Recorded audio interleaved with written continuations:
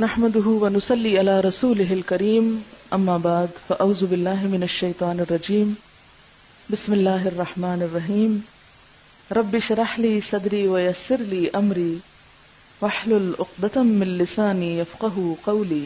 تو جمعہ کا دن اگر ایک خاص دن ہے تو اس دن ہمیں کیا کرنا چاہیے، تو اس کے بارے میں یہ آداب لکھتے ہیں۔ یہ لکھتے ہیں کہ آداب جمعہ 15 ہیں، 15 ہیں۔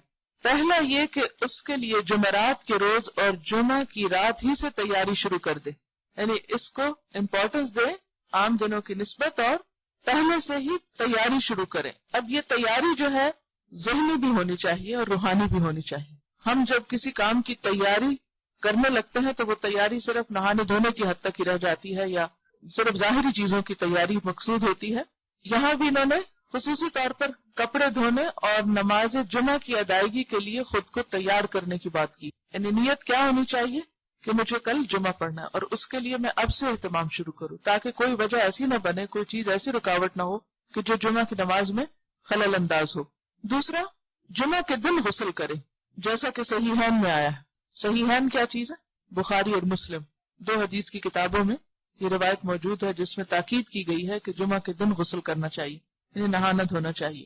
اور غسل میں بہتر یہ ہے کہ جمعہ کے وقت سے تھوڑا سا پہلے غسل کرے، تاکہ نماز سے پہلے بالکل صاف ستھرا ہو، فریش ہو۔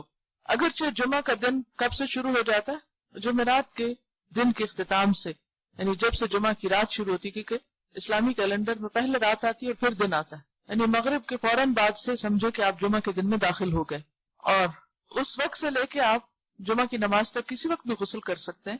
لیکن زیادہ افضل کیا ہے کہ رائٹ بیفور جمعہ غسل کیا جائے، لیکن اگر ایسا ممکن نہ ہو تو کسی بھی وقت غسل کیا جا سکتا ہے، لیکن نیت میں وہ غسل جمعہ ہی ہو۔ تیسرا، بدن کو پاک صاف کر کے خوشنما بنائے، یعنی زینت کا بھی اہتمام کرنا چاہیے کیونکہ اہم دن ہے۔